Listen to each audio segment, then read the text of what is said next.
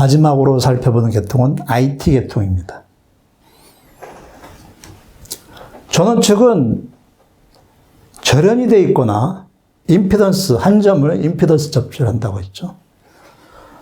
설비의 노출도 전부는 전원측과 완전히 따로 되어 있는 접지극으로 절연을 해놨습니다. 정상 상태에서 지락 고장이 발생하는 것을 IT 계통에서 1차 고장이라고 합니다. 어쨌든 1차 고장이 발생했다. 발생한 상황을 보여주는 거죠. 1차 고장이 발생했는데 전원측이 절연이 되어 있거나 임피던스 접지가 되어 있기 때문에 회로가 형성이 되지 않습니다. 그래서 고장 전류가 거의 흐르지 않는다. 고장 전류 값이 아주 작다. 따라서 접촉 전압도 낮다. 안전한 접촉 전압 운영이 된다는 얘기죠. 그래서 1차 고장 시에 고장 전류 값이 크지 않으니까 차단기가 트립이 되지 않는다. 트립 값 설정할 필요가 없다는 얘기죠. 그렇지만 1차 고장이 났는데 차단기가 트립이 되지 않고 전원 공급의 지속성이 확보되었다고 장담을 할 것이 아니라 어디선가 고장은 발생했다. 어디서 고장이 발생했는지 확인하는 것이 필요하다. 그래서 절연 감시를 하는 장치, IMD, 인슐레이션 모니터링 디바이스라고 합니다. 절연 감시 장치를 설치해서 절연에 문제가 있나 없나, 절연을 지속적으로 감시해서 절연 고장을 확인을 해야 되는 거고요. 어디서 고장이 났을까? 고장점을 추적하는 고장 추적 장치, 폴트 트래킹 디바이스를 운영함으로써 유지보수팀이 재빨리 1차 고장을 인지하고 고장점을 발견해서 해결해야 되는 문제를 안고 있습니다. 자, 1차 고장에서 해결이 안 됐다. 2차 고장이 발생한다는 얘기죠. 2차 고장은 단락 상황입니다. 상과 뉴트럴, 상과 상 사이에 단락이 발생하면 큰 고장 전류가 흐르게 됩니다. 물론 차단기에 의해서 기본적으로 보호는 되겠지만 고장 전류 값이 이렇게 크다. 따라서 접촉 전압도 높아진다. 그 경우에는 RCD를 추가로 설치해서 사람에 대한 보호를 해야 할 필요가 있다.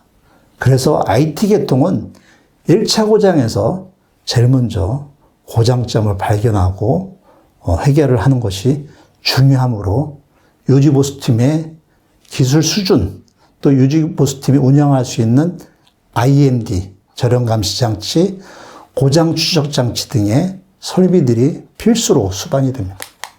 자, IT 계통의 고장 관련된 장치들 보겠습니다. 절연감시장치, IMD입니다. 그래서 고장난 것을 확인을 했죠. 어떻게 추적할 거냐? 고장추적장치가 이동식 또는 고정식을 통해서 예산에 따라서 고장추적장치를 통해서 1차 고장점을 발견해서 해결할 수가 있겠죠. 1차 고장에서 해결되지 않고 2차 고장이 발생했다. 차단기가 작동을 합니다. 전원 측에는 이렇게 임피던스 점치를 할 수가 있겠죠.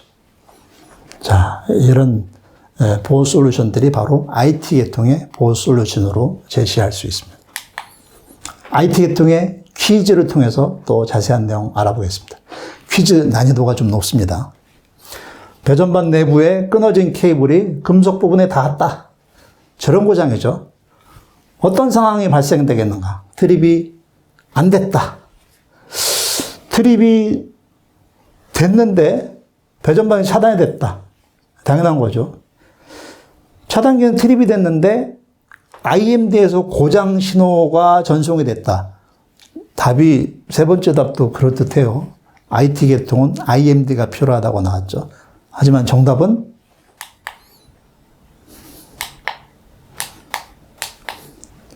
트립이 되지 않았다. 기본적으로 IT 계통은 고장 전류가 작기 때문에 트립이 되지 않고 전력 공급의 지속성을 확보할 수 있다가 제일 큰 장점이라고 할 수 있다고 했죠. 그래서 IMD를 써서 마치 이게 정답인 것으로 볼 수 있겠지만 트립이 되지 않았다.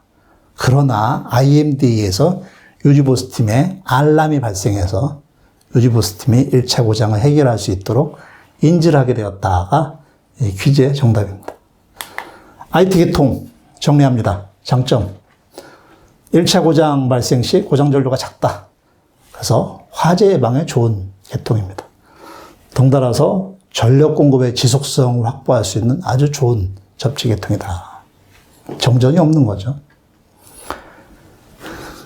돈이 많이 드는 것이 단점입니다. IMD 필요하고 폴트 트래킹 디바이스 필요하고 유지보수 팀도 이런 장비를 능숙하게 사용할 수 있도록 잘 훈련이 돼야 됩니다.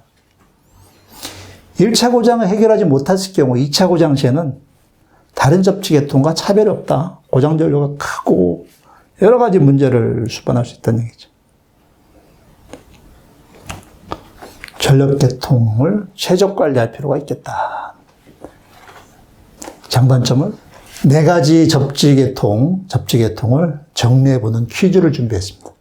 이 퀴즈의 상단 부분은 고장 전류가 각 접지 계통별로 어느 정도 차이가 있는지 제시해놨습니다. TT 계통은 고장 전류가 적다. TN 계통은 고장 전류가 많이 흐른다. IT 계통은 첫 번째 1차 고장에서 고장 전류가 작다. 자, 그러면 전기적 보호를 위해서 필요한 장치들이 뭘까요? IMD, 차단기, 3폴, 4폴, 누전 차단기. 4가지를 제시했습니다.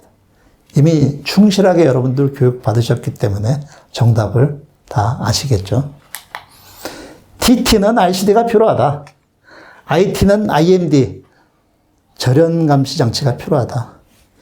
TNC, TNS는 차단기가 보호 대책인데 TNC 같은 경우는 PEN 도체를 자르면 안 되기 때문에 3폴짜리 차단기를 써야 된다. TNS는 4폴 차단기 쓴다. 이렇게 제시를 하고 있습니다. 자, 접지 시스템의 선정에 대한 내용입니다. 결국 이 4가지 접지 계통을 어떤 접지 계통을 고를 것인가에 대한 기준을 제시를 하고 있습니다. 표준, 스탠다드죠. 또 나라별 규정에 따라서 이 표준을 쓰는 것이 좋겠다. 권장이죠. 이 규정을 따라야 된다. 강제 규정입니다. 첫 번째로 살펴볼 내용이고요. 두 번째, 전력 공급의 지속성. IT 계통 같은 경우는 전력 공급의 지속성을 확보할 수 있는 좋은 접지 계통이라고 했죠. 그래서 전력 공급의 지속성이 중요하다. 는 IT 계통에 점수를 주는 겁니다. 다른 접지 계통은 고장 전류가 흐르면 바로바로 차단하기 때문에 부분적으로든 전체적으로든 전력 공급이 끊어지는 전력 공급의 지속성 측면에서는 불리한 점이 있겠죠. 운영 조건 필수사항에 또 어떤 것들이 있는가? 계통과 부하에 따라서 어떤 접지 계통을 선정해야 될 것인가? 이런 4가지 측면에서 상세한 내용 확인해 보겠습니다. 첫 번째, 표준과 국가 규정입니다. 프랑스를 예를 들었는데요. 폭발 위험이 있는 장소에 TNC 계통 사용을 아예 금지를 했다. 딱 강제 규정으로 사용하지 마라 하고 지시를 했다는 얘기죠. 그런 나라에서는 TNC 계통 적용 불가합니다. 그래서 건물, 산업 분야에서 어떤 규정, 어떤 표준이 적용되는지를 살펴볼 필요가 있겠다. 두 번째가 전력 공급의 지속성, 다른 말로는 전원의 가용성이죠.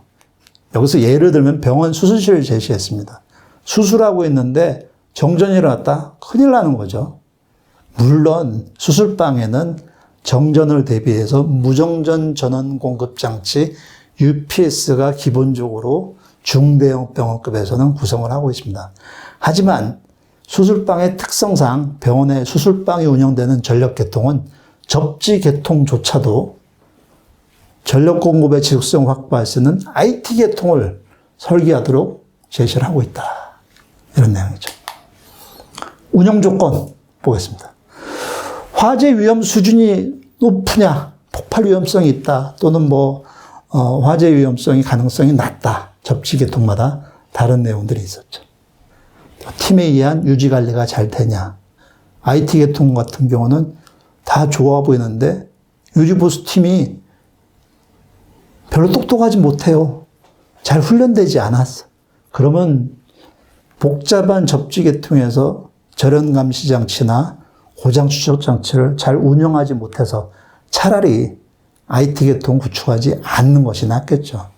그래서 유지보수 팀의 어떤 기술적인 능력도 살펴봐야 되겠다. 부하나 또 계통의 특수성에 따라서 규모, 누전, 건축물, 고장전료 민감한 부하, 기타 등등에 따라서 전력 계통을 선택할 수가 있겠다. 정답 찾아보는 퀴즈입니다. 자, 전체적인 접지 시스템에 점검하는 퀴즈. 여러 가지 접지 시스템을 같은 전력 계통에서 사용할 수 있을까요? 예, 아니요. 두 가지죠.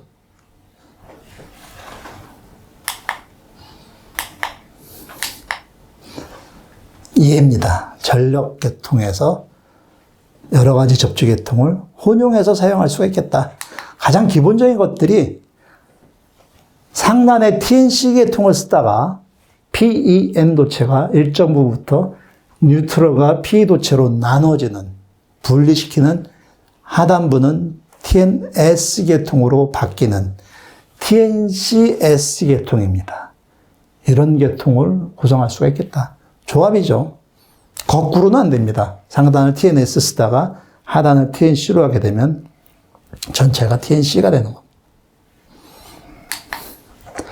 또 병원을 예로 들었는데요. 병원 전체가 TNS 계통을 쓰는데 수술방 같은 중요 시설들은 IT 접지 계통을 구성해서 지락 고장이 발생해도 전원 공급의 지속성, 가용성을 높이는 접지 계통을 선택할 수가 있겠죠. LVLV 절연 변압기를 써서 이 아랫부분은 수술방에 있는 곳은 IT 계통을 운영할 수가 있겠다. 이것도 역시 접지 계통의 조합 솔루션이 되겠습니다. 자, 마지막 결론 시간입니다. 네 가지 접지 시스템은 사람에 대한 또 장비에 대한 보호를 제공합니다. 각 접지 시스템은 장점과 단점이 있습니다. 어느 것이 제일 좋아요? 그것이 없다는 얘기죠. 필요에 따라서 경우에 따라 선정할 수가 있겠다. 그래서 접지 시스템의 선정은 여러 가지 기준에 따라서 아까 보셨죠? 표준 및 규정, 전원 공급의 지속성, 운영 조건 등 여러 가지 기준에 따라서 선정을 할 수가 있겠다. 그러다 보니 접지 시스템을 어떤 한 가지로 선택하는 것이 아니라 혼용으로 해서 접지 시스템을 구성하는 것도 좋은 솔루션이 될 수가 있다. 자, 이 네 가지 내용을 가지고 오늘 저압 접지 시스템의 결론을 내리겠습니다. 자, 이것으로 저압 전기 설비에서 가장 핵심적인 내용이라고 할 수 있는 저압 접지 시스템에 대해서 알아봤습니다. 저압 접지 시스템과 함께 다양한 저압 전기 설비에 관심이 있으신 분들은 슈나이더 일렉트릭 아카데미에서 저압 전기 설비 교육을 수강하시기를 권해드립니다. 이것으로 교육 마치겠습니다. 고맙습니다.